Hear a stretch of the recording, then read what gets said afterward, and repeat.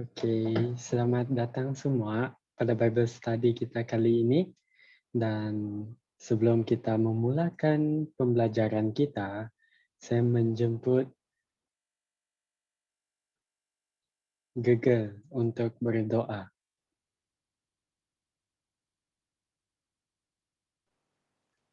Okay, mari kita berdoa. Dear Lord in heaven, thank you for this whole day. Thank you for taking with us. Thank you for keeping us safe as well. And thank you for this time that we're able to gather together in Zoom to listen to you.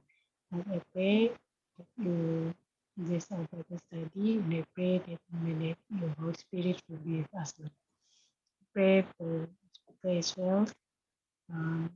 Use them so that they can share your word well, and may that what will come out from their mouth will be from you, Lord. Thank you, Lord, for hearing my prayer. As I do all of this in Jesus' name, I pray. Amen. Amen. Oke, terima kasih. Dan pada saat sekarang saya menjemput Yaya.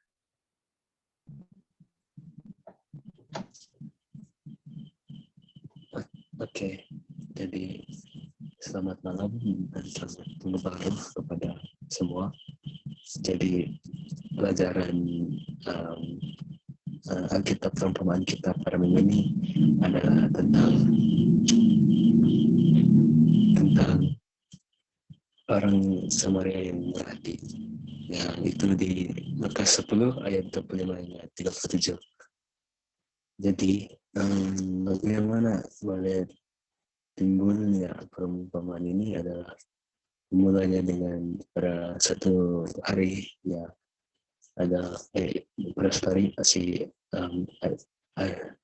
ahli Taurat ya dia menanya Yesus karena dia ingin mencobai Yesus.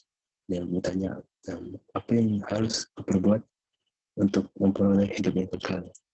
Lalu Yesus kembali kepada dia, apa yang tertulis di dalam hukum Taurat dan apa yang telah aku baca.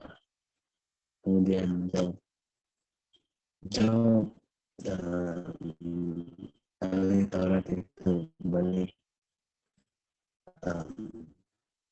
kasihilah Tuhan Allahmu dengan segenap hatimu dan dengan segenap jiwamu dan dengan segenap kekuatanmu dan dengan segenap akal budimu dan kasihilah sesamamu manusia seperti dirimu sendiri. Kemudian Yesus kata,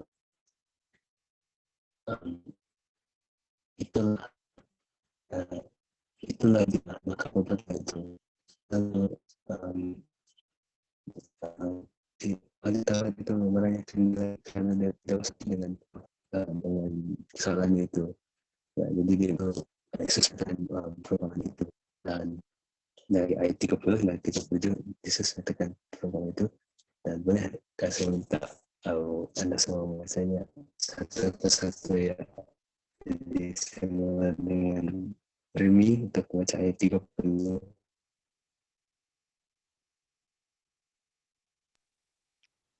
Ayat 30 saja. Okay. So Lukas 10 ayat 30. Lukas 10 ayat 30. Then Jesus answered and said, a certain man went down from Jerusalem to Jericho and fell among thieves, who stripped him of his clothing, wounded him, and departed, leaving him half dead.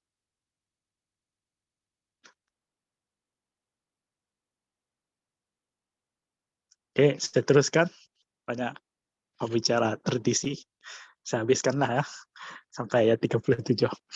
Now, by chance, a certain priest came down that road, and when he saw him, he passed by on the other side.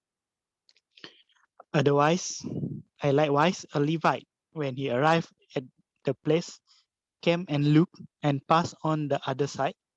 But a certain Samaritan, as he journeyed, came where he was, and when he saw him, he had compassion. So he went to him and bandaged his wound, pouring on oil and wine, and he set him on his own animal, brought him to an inn, and took care of him. On the next day, when he departed, he took out 2 denarii, gave him to the innkeeper, and said to him, "Take care of him, and whatever more you spend, when I come again, I will repay you."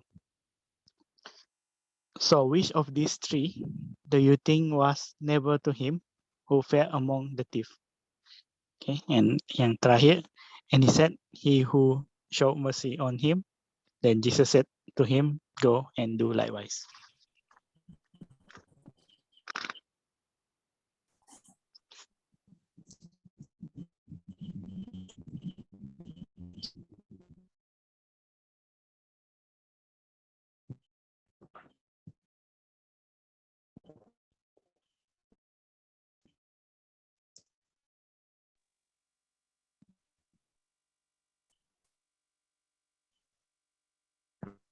Halo Yaya.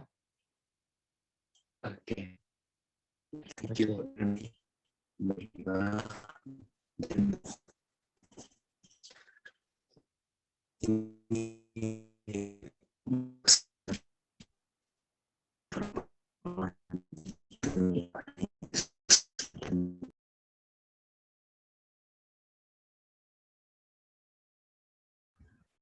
Hilang lagi. Oke, tidak apa. Oke, so Rimi adakah di sana? Hello, ya saya Hello. ada di sini. Ya, teruskan. Kamu bagi sinopsis sekejap. Saya masuk laptop salah. Oke. Oke, jadi parable kita malam ini tentang orang Samaria yang murah hati. Jadi parable dia start dari ayat 30 hingga 37. Jadi kenapa munculnya parable ini? Sebab seorang ahli Taurat yang expert dia pergi bertanya kepada Yesus. Dia menguji Yesus ya.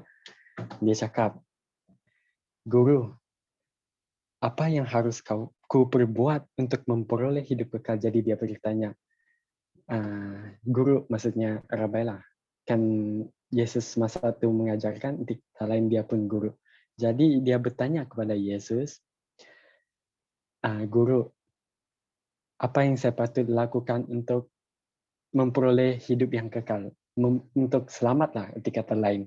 Jadi Yesus bertanya kepada dia, "Apa yang tertulis di hukum Taurat?" Jadi dia bertanya, "Tuhan Allah, kasihilah Tuhan Allahmu dengan segenap hatimu dan segenap jiwamu dan dengan segenap kekuatanmu dan dengan segenap akal budimu, dan kasihilah sesamamu seperti dirimu sendiri." Kata Yesus kepadanya, "Jawabmu itu benar." Jadi Yesus menyatakan bahwa orang yang ahli Taurat yang bertanya kepada Yesus ini, dia tahu jawaban untuk jawab soalan Yesus ni lah.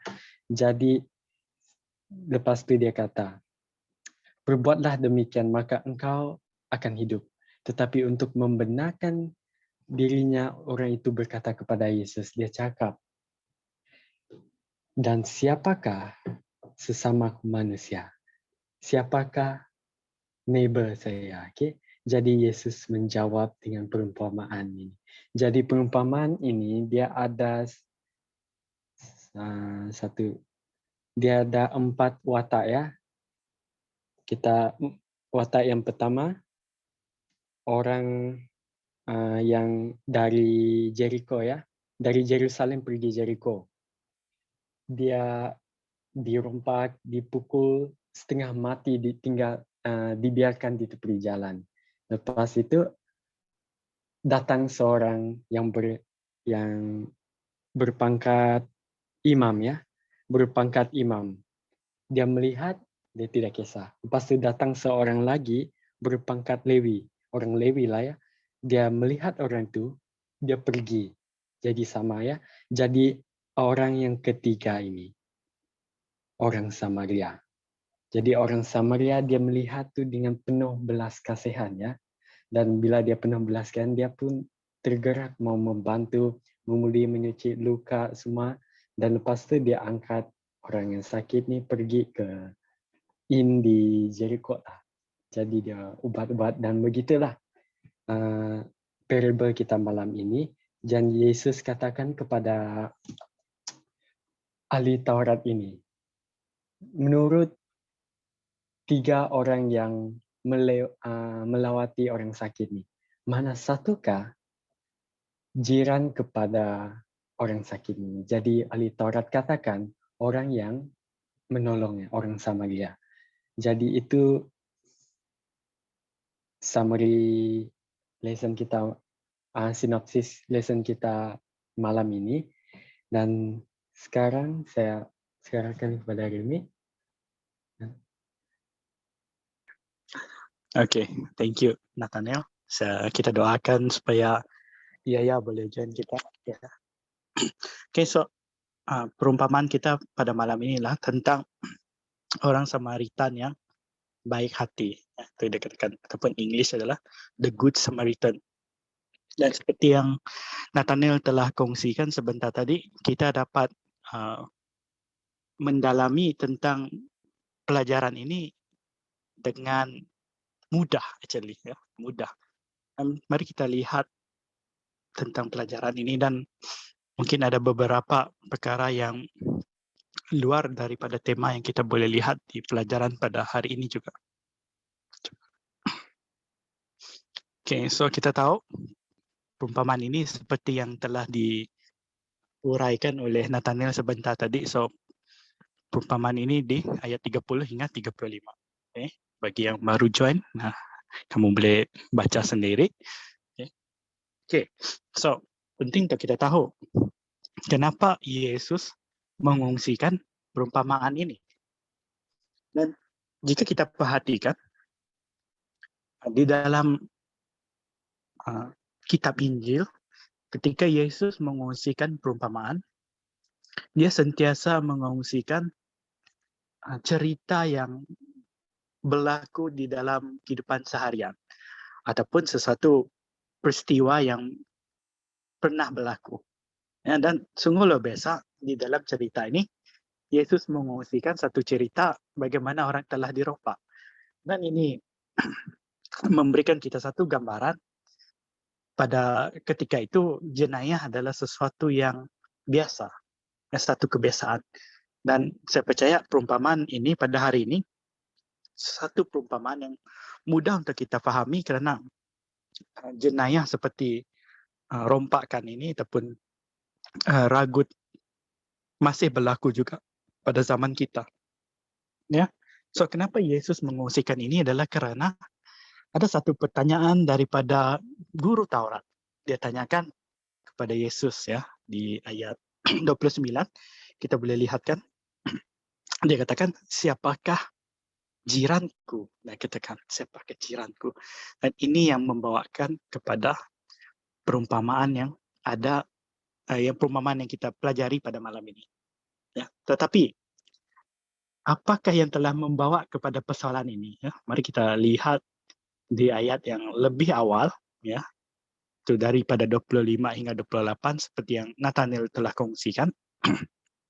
So, ada seorang guru Taurat dan dia menanyakan soalan dia adalah bagaimana untuk memperolehi kehidupan kekal. Itu yang dia tanyakan kepada Yesus. Dan sungguh luar biasa. Ya, Yesus tidak menjawab dengan pengetahuan dia sendiri.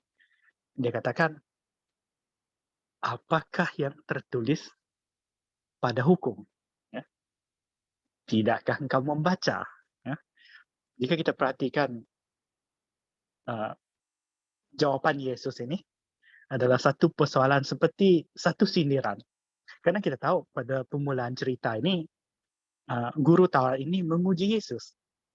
Dan Yesus tanyakan, bukankah sebagai guru Taurat ini sesuatu yang sepatutnya engkau ketahui? Ya. Lebih kurang begitu. Adakah kamu tidak belajar ataupun tidak membaca? Itu yang Yesus jawabkan kepada dia. Dan dia katakan, ya jelas sekali, ya ketika dia menanyakan soalan ini jelas sekali guru Taurat ini tahu jawabannya karena dia menjawab, ya dia menjawab, thou shall love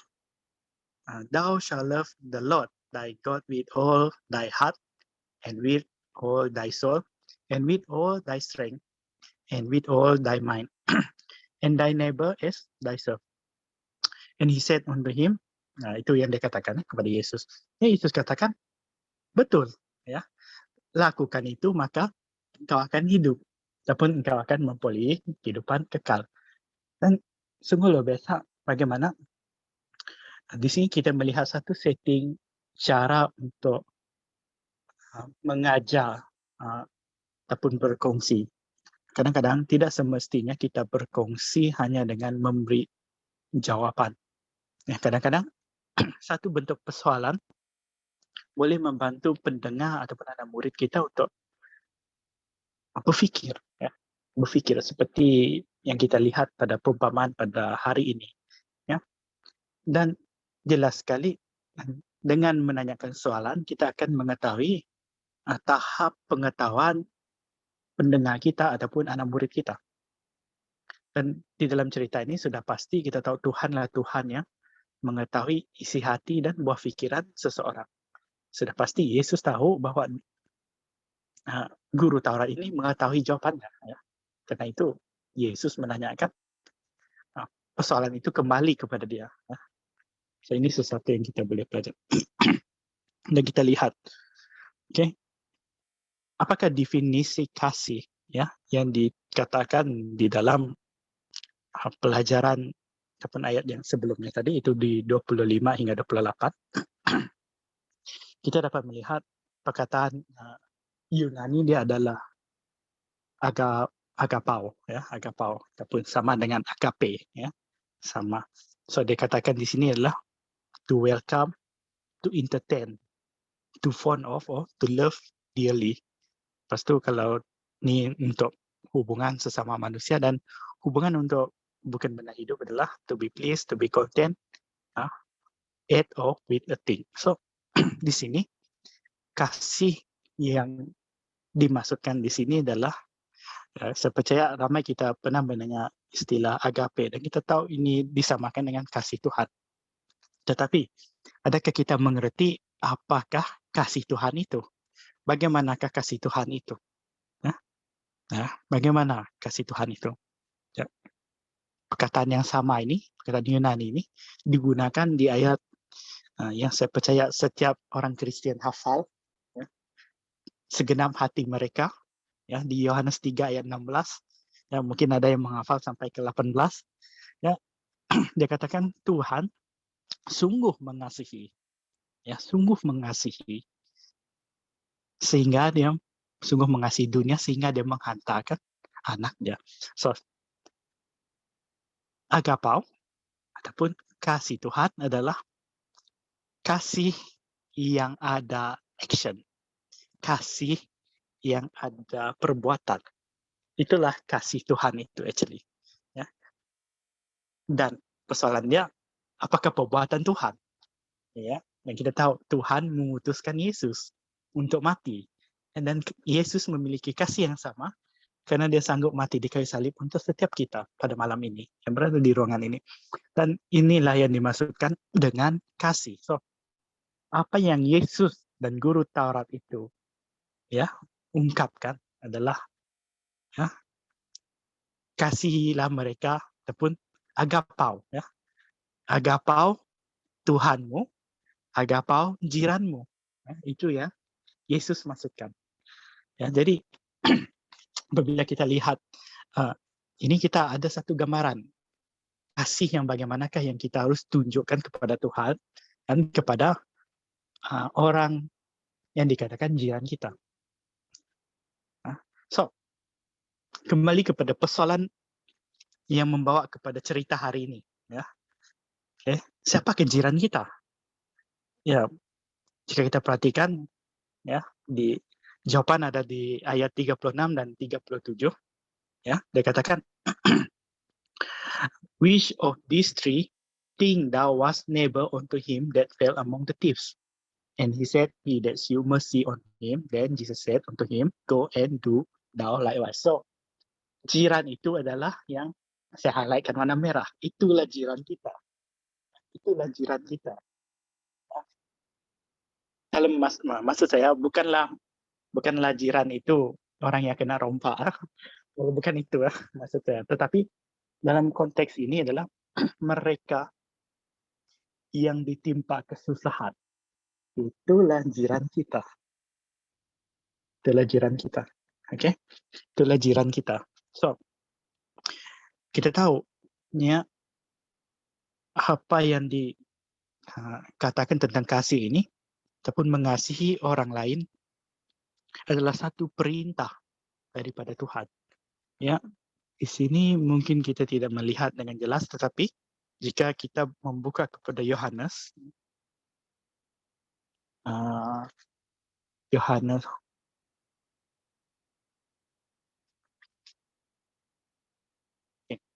Yohanes 13 ayat 34 dan 35, saya menjemput Listi. Tolong kita bacakan. Yohanes 13 ayat 34 hingga 35. Yohanes 13 ayat 34 sampai 35. Yes.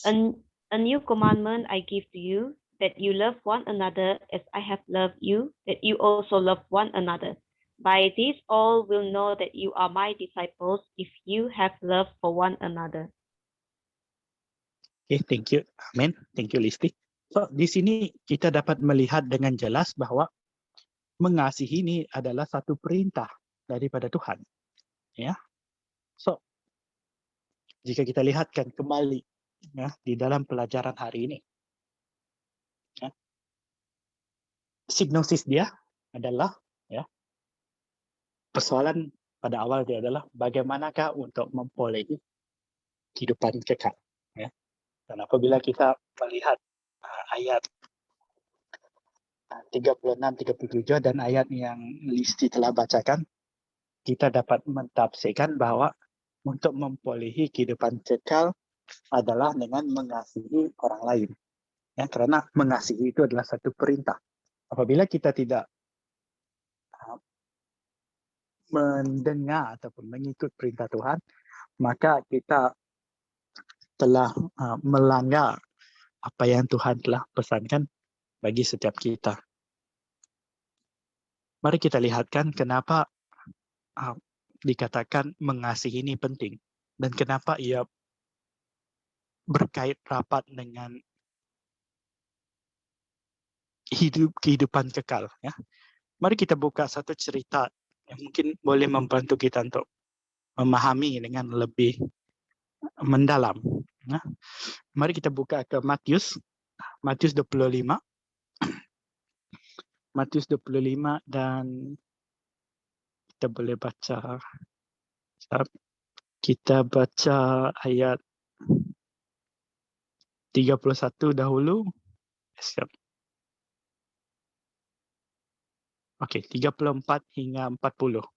Okey, Matius 25 ayat 34 hingga 40. Dan saya menjemput saya menyebut Seth. Saya ada nampak Seth. Boleh Seth, tolong baca. Boleh. Thank you. Selamat datang, Okay. Seth.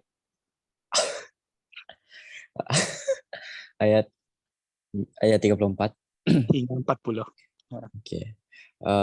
Dan raja itu akan berkata kepada mereka yang di sebelah kanannya, mari, hai kamu yang diberkati oleh Bapa-Ku, terimalah kerajaan yang telah disediakan bagimu sejak dunia dijadikan. Ayat 35. Sebab ketika aku lapar, kamu memberi aku makan. Ketika aku haus, kamu memberi aku minum. Ketika aku seorang asing, kamu memberi aku tumpang. Ayat 36. Ketika aku telanjang, kamu memberi aku pakaian. Ketika aku sakit, kamu melawat aku.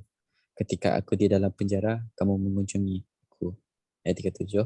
Maka orang-orang benar itu akan menjawab, Dia katanya, Tuhan, bila manakah kami melihat engkau lapar dan kami memberi engkau makan atau haus dan kami memberi engkau minum? 38. Bila manakah kami melihat engkau sebagai orang asing dan kami memberi engkau tupangan atau telanjang dan kami memberi engkau pakaian? 39. Bila manakah kami melihat engkau sakit atau dalam penjara dan kami mengunjungi engkau? Ayat 40.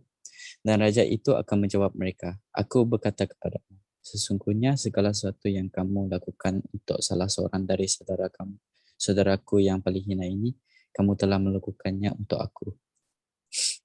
Okay, amen. Thank you, Seth. So, di sini kita dapat melihat dengan jelas apakah yang dimaksudkan mengasihi orang lain ataupun mengasihi jiran kita yang kita telah tahu sebentar tadi adalah orang yang memerlukan ataupun yang sedang berada di dalam kesusahan.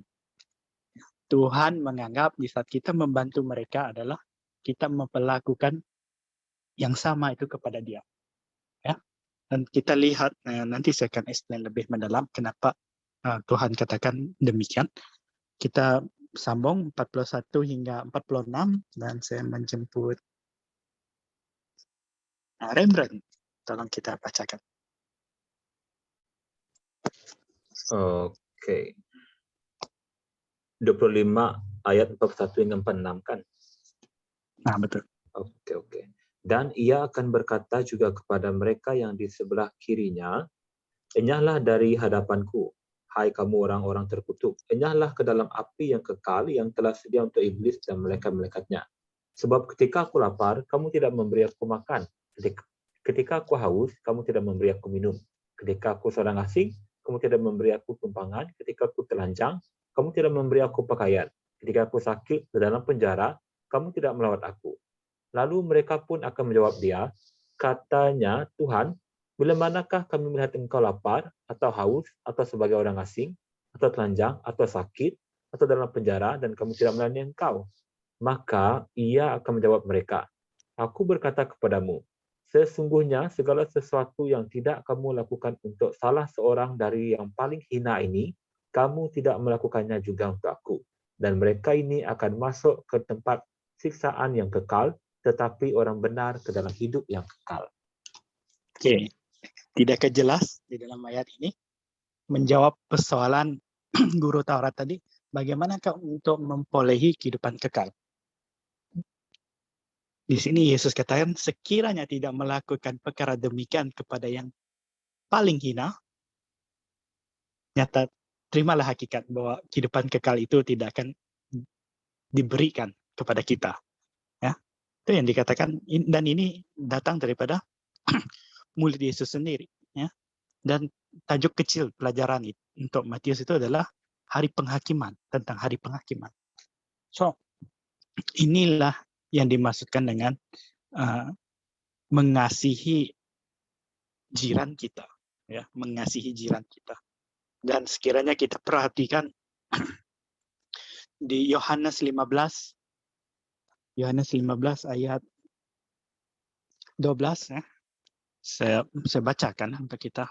Dia katakan, this is my commandment that you love one another as I love you. Dan Yesus katakan di Lukas tadi, di perumpamaan dia adalah, di jawaban yang diberikan oleh guru Taurat tadi, di Lukas 20, di Lukas 10 tadilah, dia katakan, kasihilah jiranmu seperti kita mengasihi diri kita. Apabila kita perhatikan ayat yang Yesus ungkapkan di Yohanes ini, sekiranya Yesus mengatakan bahwa kasihilah orang lain seperti mana aku mengasihimu. Lepas itu, dia katakan juga, kasihilah orang lain seperti mana kamu mengasihi dirimu. Kita belajar matematik sedikit. Tidak ada slide ini, sorry. So, Yesus mengasihi kita dan kita mengasihi diri kita sama seperti kita mengasihi jiran kita. Dalam arti kata lain, secara tidak langsung, apabila kita melayani mereka seperti itu, kita melayani Yesus juga seperti itu. Ya, saya harap kamu boleh paham gambaran yang saya coba sampaikan. di Yohanes 15 dan di Lukas 10 tuh. Okay. So Yesus katakan, kasihi jiran itu seperti kita mengasihi diri kita. Yesus katakan, kasihi orang lain seperti mana aku telah mengasihimu. Okay. So, dan kita lihat di dalam Matius 25 ini, kita dapat melihat begitulah kita memperlakui Tuhan apabila kita melakukan kepada orang lain. Karena setiap orang adalah ciptaan Tuhan. Ya. Setiap kita adalah ciptaan Tuhan. Tidak ada ya orang yang saya percaya di dalam dunia yang bukan datang daripada Tuhan. So, kalau kita perhatikan apa yang Ellen G. White katakan, ya, ini dari tulisan From the Heart. Dia katakan, okay, di dalam cerita ini Yesus memperlambangkan kasih dia sendiri, ya. Kehidupan Yesus yang penuh dengan pekerjaan kasih terhadap mereka yang tersesat, ya, sama seperti di dalam cerita orang Samaritan ini. Kita inilah yang orang yang kena rompak tadi, ya. Kondisi kita pada hari ini adalah orang yang kena rompak ini. Karena yang merompak kita adalah yang merompak kebahagiaan kita, yang merompak kasih kita adalah iblis. Dialah yang merompak. Dialah yang mengambil taman Eden ini daripada moyang kita. Dia yang mulakan rompakan ini. Ya. Kita harus menyadari apabila kita melihat dari aspek ini, kita akan memahami jiran kita adalah semua orang. Karena semua orang berdosa. Nah, ini yang coba Yesus bukakan mata kita pada hari ini melalui pelajaran perumpamaan ini. Jadi kita harus melayani dan mengasihi orang lain seperti yang dia kehendaki ataupun seperti dia telah mengasihi diri kita. Ya, dia telah mengasihi diri kita. Karena secara tidak langsung kita akan menunjukkan kasih kita kepada dia. Ya. Inilah yang dinamakan agape. Ya. Agapau. Inilah yang sering kita dengar lah kasih Tuhan. Kita selalu ungkapkan agape itu adalah kasih Tuhan. Ya. Lepas itu filio itu adalah kasih antara seorang saudara. Ya. Dan kita katakan betul, eros itu kasih antara pasangan. Ya. Dan kasih Tuhan beginilah kasih Tuhan. Ya. Bagaimana dia sedaya upaya, ya, kan? Dia telah melakukan segalanya untuk menyelamatkan kita. Sehingga kan kalau kita perhatikan, kita kembali ke Yohanes 15, ya, dia katakan di Yohanes 15:13, greater love has no one than this, than to lay down one life for his friend. Ya, tidak ada kasih yang lebih agung dari ini, yaitu kasih di mana seseorang mengorbankan nyawa dia untuk sahabatnya. Tidakkah Yesus itu sahabat kita? Ya, karena di 14 dia katakan, you are my friend. Dia katakan, you are my friend. Dan friend kita itulah yang pergi ke kayu salib dan mati untuk kita. Jadi Yesus expect kita pun melakukan kasih yang sama. Of course, bukanlah kita membunuh diri kita lah. Kita ya, putus cinta, kita bunuh diri, bukan itu yang Yesus maksudkan. Ya. Tetapi berkorban untuk sahabat kita. Ya. Itu yang kita harus perhatikan di dalam kehidupan kita. Dan sungguh luar biasa di dalam cerita malam ini, Samaritan itu dia tidak meminta ganjaran pun. Ya. Bahkan dia katakan, ya, dia katakan, kalau tidak cukup, bagi tahu saya, nanti saya bayar. Ya. Bukankah itu seorang sahabat yang baik? Ya. Dia katakan di ayat 35. Ya, selepas dia bagi uang, ya, dia katakan kepada penjaga hotel. Saya panggil dia penjaga hotel. Ya. Dia katakan pada manajer hotel tu, Kalau apa-apa perbelanjaan ekstra, ya bagi tahu saya. So di sini memberi kita satu gambaran bahwa Samaritan itu pasti akan kembali ke hotel itu juga suatu hari nanti, ya, untuk memberikan ganjaran, ya. So kita melihat ramai yang mengatakan ya ini tambahan, ya, watak hanya 3 saja, tetapi actually kita tidak ambil kira, ramai yang tidak mengira tentang penjaga hotel ini. Dialah antara orang yang melakukan kehendak Tuhan juga. Karena dia membukakan ruangan dia untuk orang ini. Ya. Dan dia, oke, kenapa saya katakan demikian? Oke, saya perlu kamu bayangkan. Ya. Orang Samaria, orang tidak suka orang Samaria. Ya. Dan dia berada di kota orang Yahudi pada ketika itu. Kamu rasa waktu dia buka hotel itu bawa orang injured, kamu rasa orang tidak akan tenang dia keluar dari hotel. Jadi ini memberikan kita gambaran bahwa tuan hotel itu seorang yang baik, ya, karena dia sudi membukakan hotelnya dan khususnya sudi untuk membantu orang Samaria. Dan saya percaya, mungkin saya tidak pasti kalau tulisan Ellen White dah katakan, tapi kebarangkalian besar dia adalah orang Yahudi, ya, dia orang Yahudi, ya, karena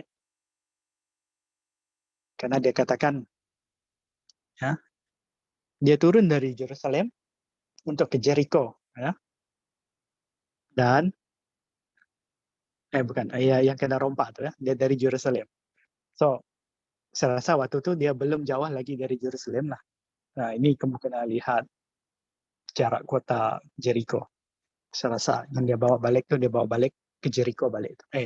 Ke Jerusalem balik. Ya. Dia bawa yang injured tu ke Jerusalem balik. Ya. So di sini kita dapat melihat bagaimana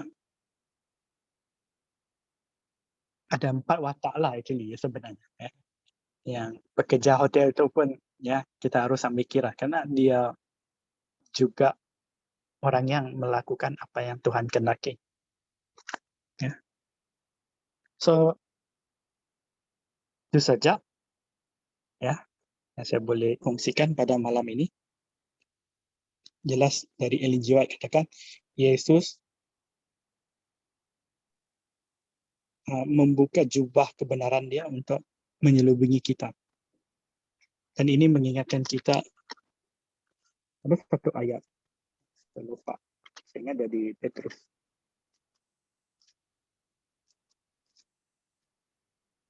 Yaitu saya ingat dia berbunyi, kasih menutup dosa, dia katakan. Saya percaya Anda semua pernah mendengar ayat itu. Jadi satu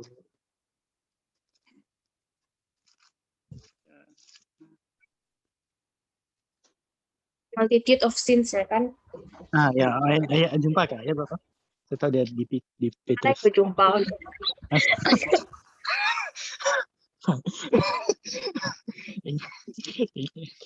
Ya, ada di Petrus.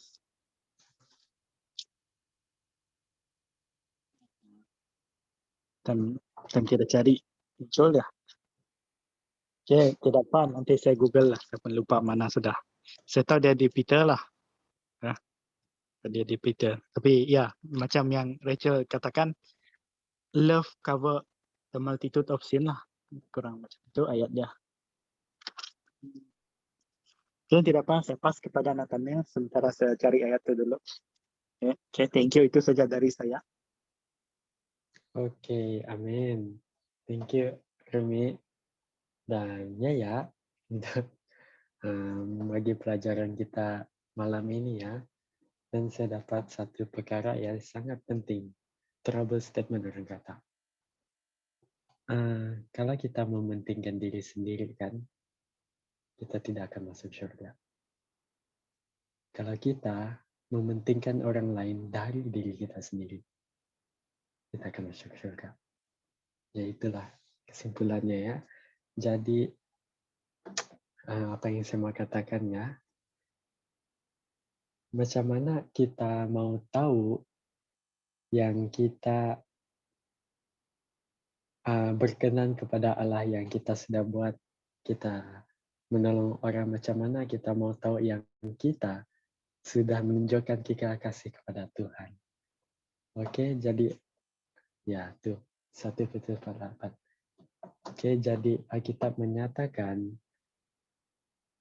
jikalau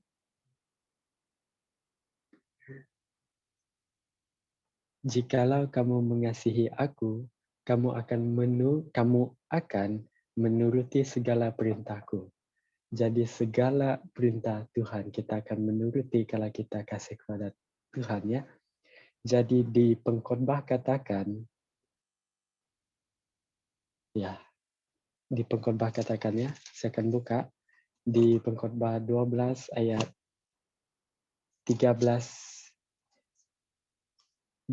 ayat 13. Dan ini ayat yang kita sering dengar lah.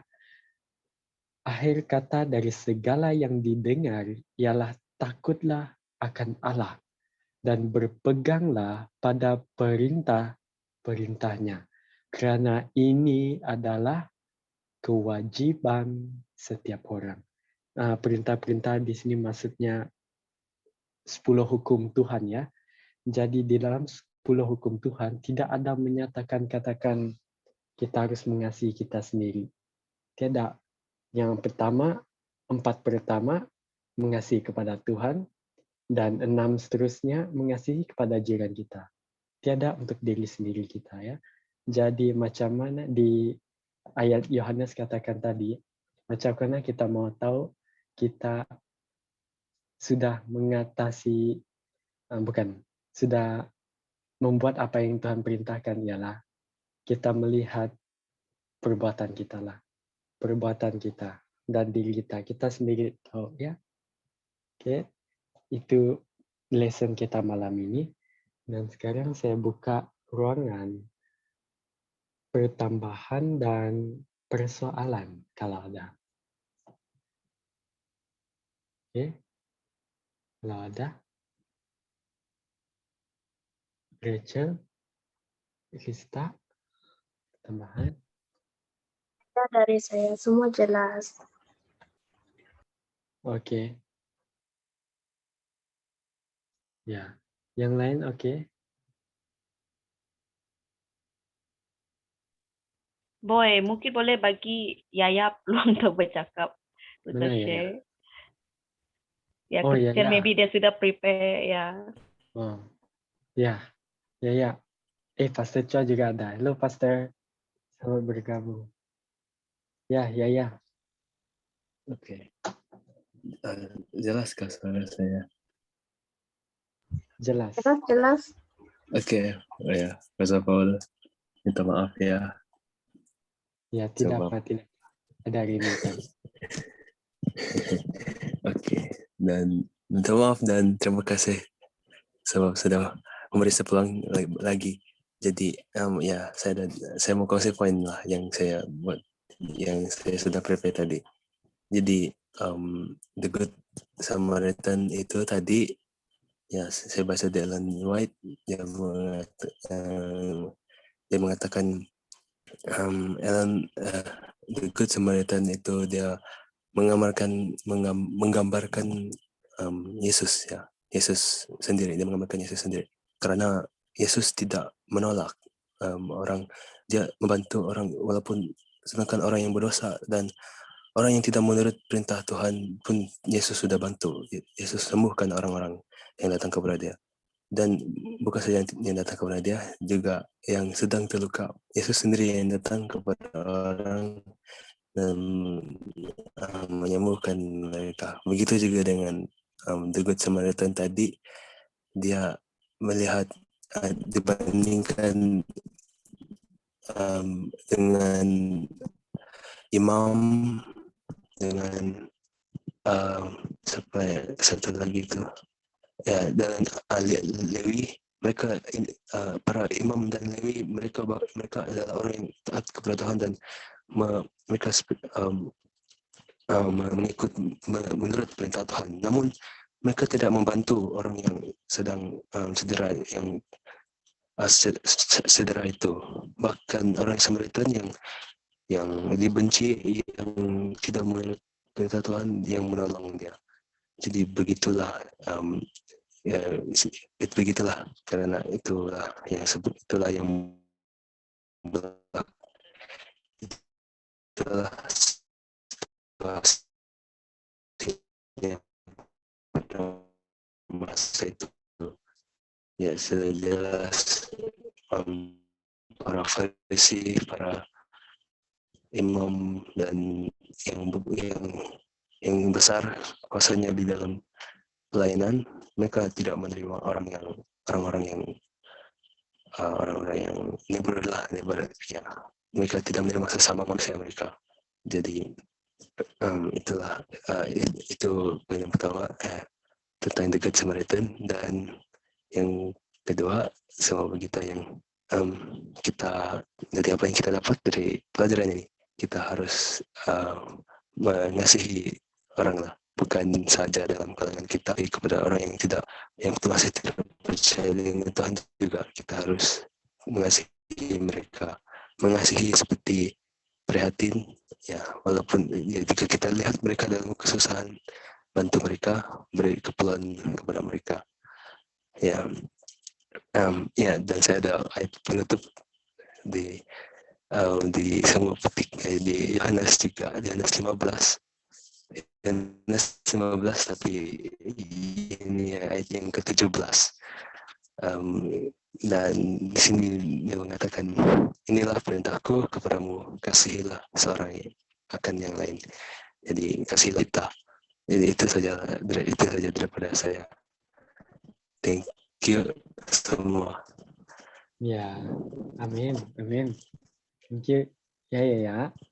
Atas tambahan dan kesimpulan pada malam ini kan. Oke, terima kasih. Saya rasa jelas sudah untuk kita semua. Dan saya rasa kalau Pastor Chua ada pertambahan untuk parable orang Samaria ini.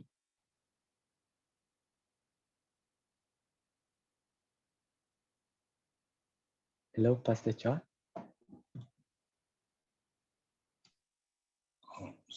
Saya baru masuk, saya tidak tahu berbincang sama orang. So, Okay. saya tidak ada Zoom di dalam. Ya.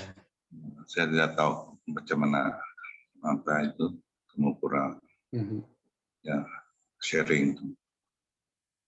Itulah Samaritan itu dia itulah semua kita tahu, satu perumpamaan lah, untuk belas kasihan kepada semua orang. That is the whole message. Kita harus ada kasih. Ya, itulah love to semua orang lah. Ya, itu saja. Oke, ya betul. Ya, amin. Oke, itu saja pelajaran kita malam ini. Dan baru-baru ini sebelum saya tutup lah kan, ini bukan tentang pelajaran kita, tapi tentang pertumbuhan rohani kita ya. Baru-baru ini saya ada dengar, bukan baru-baru ini lah. Ya, baru-baru ini juga lah, saya ada dengar satu statement dari seorang pastor ya, di mana dia berkata, orang yang rasa tiada keinginan untuk berdoa selalu, dan orang yang rasa tiada keinginan untuk mempelajari Alkitab setiap hari, ialah orang yang rasa diri dia tidak perlu Tuhan. Itu trouble statement lah. Jadi macam mana kita mau tahu kita sentiasa mempunyai kepercayaan dan bersandar sepenuhnya kepada Tuhan, ialah kita mempunyai kehidupan berdoa yang sehat, membaca Alkitab begitulah. Okay? Jadi membacalah kitab, carilah Tuhan. Jadi sekarang saya menjemput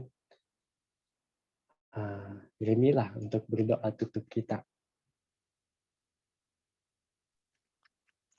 Oke, mari kita berdoa. Ya Allah Bapa kami yang berada di kerajaan surga, Tuhan yang maha mengasihi, maha mengampun. Pada saat ini Bapak kami datang ke hadirat-Mu Bapak, kami ingin dibersihkan daripada dosa-dosa kami Bapak. Dosa-dosa di mana mungkin kami gagal untuk mengasihi orang di sekeliling kami. Dosa-dosa yang gagal mengasihi-Mu ya Bapak. Biarlah pada saat ini dosa yang semerah termizi ini Bapak dapat dibersihkan sehingga kami menjadi putih lebih dari salju ya Bapak. Ya Bapak, pada saat ini kami ingin pertolongan daripada-Mu Bapak. Dan kami tahu Engkau sentiasa bersedia untuk membantu kami. Oleh itu kami yakin untuk datang kepada-Mu Bapak. Bantulah kami untuk mengasihi orang di sekeliling kami Bapak. Kami hidup di zaman yang penuh dengan dosa, penuh dengan kekejaman. Begitu sukar untuk mengasihi musuh-musuh kami. Begitu sukar untuk mengasihi mereka yang memerlukan ketika kami tidak memiliki apa-apa ya Bapak. Ya Bapak, bantulah kami untuk menjadi satu berkat bagi mereka Bapak, agar kami dapat menumbuhkan kasih kami Bapak. Agar orang di sekeliling dapat mengetahui tentang Engkau ya Bapak. Biarlah kasih yang kami tunjukkan itu Bapak, kasih yang akan mengangkat kami kepada syurga. Kasih yang akan membawa kami lebih dekat kepadamu Bapak. Di saat kami menyadari bahwa sukar untuk mengasihi orang lain, dan kami menyadari bahwa kami hanya dapat memperolehi kekuatan daripada-Mu Bapak. Bantulah kami di saat kami datang kepada-Mu Bapak. Dalam apapun perkara kecil yang kami harus lakukan untuk mengasihi orang lain, biarlah Roh-Mu akan memenuhi kehidupan setiap kami yang berada di ruangan ini. Terima kasih Bapak atas firman-Mu yang begitu baik. Kami dapat melihat bagaimana Yesus bekerja di dalam kehidupan kami. Bagaimana Yesus begitu mengasihi kami sehingga Dia sanggup disalibkan. Biarlah kami tidak mensia-siakan Yesus di kayu salib ya Bapak. Biarlah kami menggunakan kehidupan baru ini untuk menjadi satu saksi dan terang dan garam di dunia yang begitu gelap ini ya Bapak. Terima kasih Bapak karena telah berserta dengan kami sepanjang hari, sepanjang malam ini, sepanjang sesi pembelajaran kami. Dan kami menyerahkan doa kami agar ia dijawab sesuai dengan kehendak-Mu. Dan biarlah kehendak-Mu yang terjadi pada saat ini di dalam kehidupan kami. Dan kami menyerahkan semuanya itu di dalam nama Yesus Kristus. Kami menuju selamat dan penebus setiap kami. Amin.